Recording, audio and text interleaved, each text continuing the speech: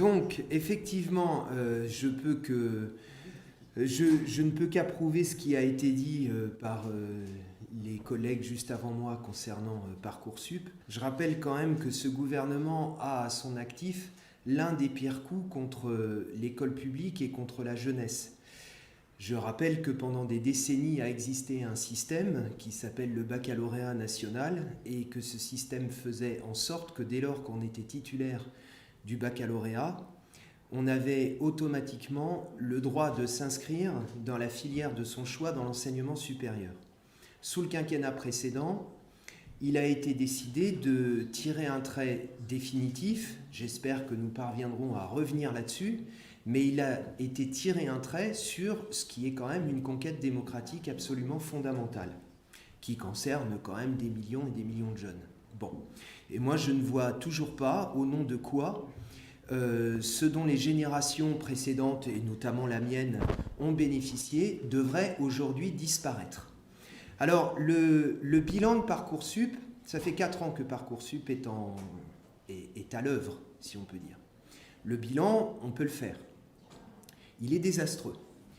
Je rappelle que à la rentrée de septembre 2022, donc pour l'année scolaire dont il est question, dans laquelle on est en ce moment, ce sont 94 000 bacheliers qui de fait ont renoncé à s'inscrire dans l'enseignement supérieur, à l'université. 300 000, c'est-à-dire le tiers en réalité, un peu plus du tiers des bacheliers, 300 000 bacheliers n'ont pas été inscrits dans la filière de leur choix, puisque, Louis l'a dit avant moi, Parcoursup affecte les bacheliers dans une formation de l'enseignement supérieur en fonction d'un algorithme dont par ailleurs on ne sait rigoureusement rien. Et donc, il y a 300 000 bacheliers qui aujourd'hui suivent des études dans l'enseignement supérieur, mais dans une formation qu'ils n'ont pas demandée ou qui en tout cas ne correspondait pas à leur première demande et à leur premier vœu. Et le prix à payer de tout cela est absolument monstrueux. Je voudrais en donner un exemple qui, moi, m'a particulièrement effrayé.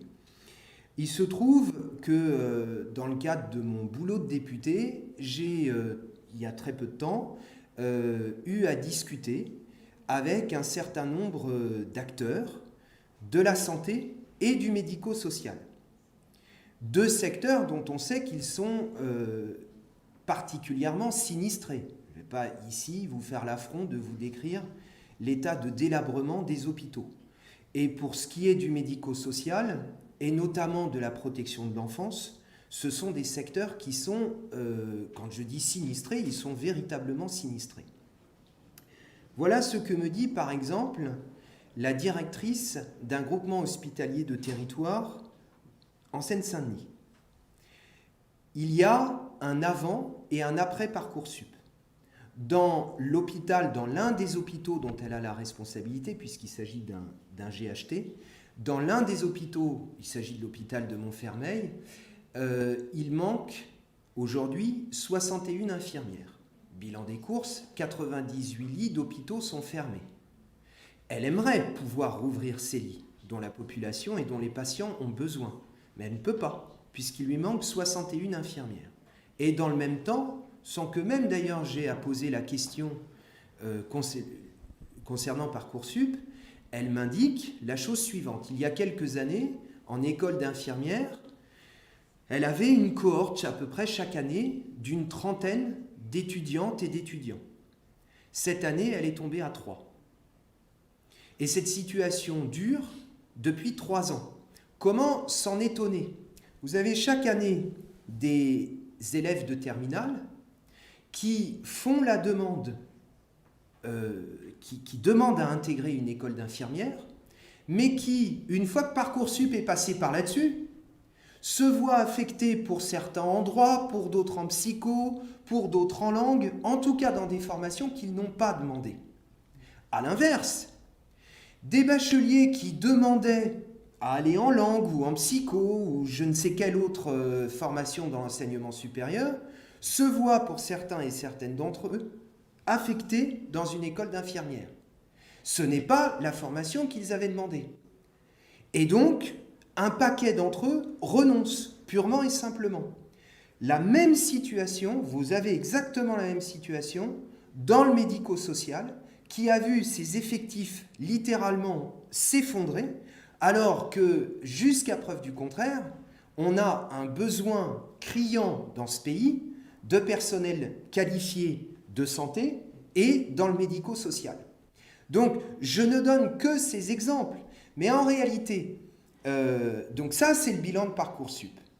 Ça, c'est le bilan des réformes engagées sous le quinquennat précédent et maintenues par les actuels ministres de l'Éducation nationale et de l'Enseignement supérieur et de la Recherche, puisqu'on a rencontré, avec Hendrik notamment, la ministre de l'Enseignement supérieur et de la Recherche, c'était, me semble-t-il, au mois de novembre, et sa réponse a été « nous travaillons à améliorer Parcoursup ». Alors, d'amélioration, il ne peut y en avoir, puisque le système, ça n'est d'ailleurs même pas le problème de l'algorithme, le système en lui-même est pervers.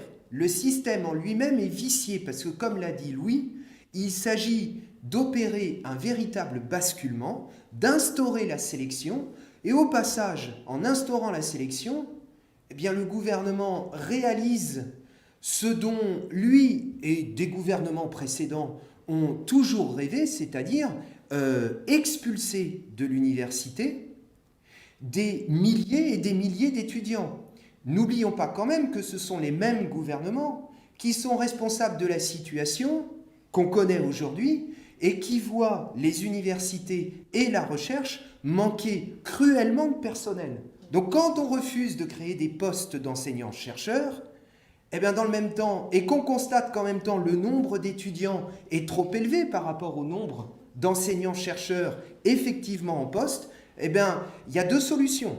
C'est soit on recrute des enseignants-chercheurs, ce que bien évidemment ils se refusent à faire, soit on vide les facs. Et c'est très exactement ce qu'ils sont en train de faire, et ceux qui en payent le prix, eh bien ce sont les jeunes. Donc cela, bien évidemment, on ne peut pas l'accepter. Alors tu en as parlé, c'est le même gouvernement qui, dans le même temps, a entrepris une réforme absolument destructrice de l'enseignement professionnel. Je rappelle que l'enseignement professionnel a été instauré dans ce pays après la Seconde Guerre mondiale, ça fait partie des conquêtes de 1945, pour soustraire les jeunes à la tutelle des patrons.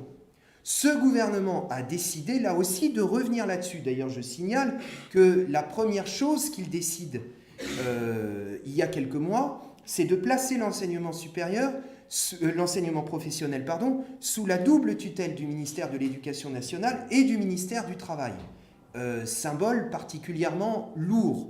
Et la réforme que ce gouvernement a engagée contre l'enseignement professionnel, et qui se traduit d'ailleurs en ce moment même par le fait que vous avez des dizaines de sections et même parfois d'établissements de lycées professionnels qui ferment ou qui sont menacés de fermeture, ce gouvernement a décidé, en lieu et place de l'enseignement professionnel, de généraliser l'apprentissage. Mais c'est quoi l'apprentissage ?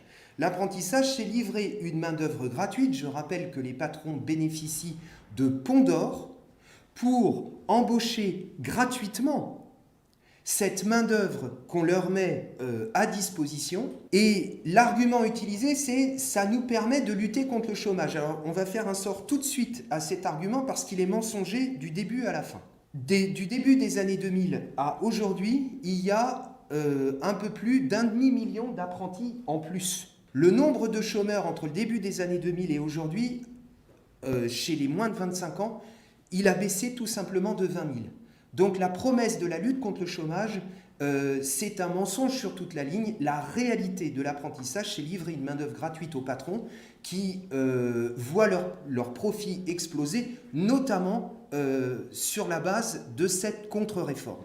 Donc c'est la raison pour laquelle on est déterminé à lutter contre tout ça, mais j'ai peur d'avoir été un peu long, donc je m'arrête ici.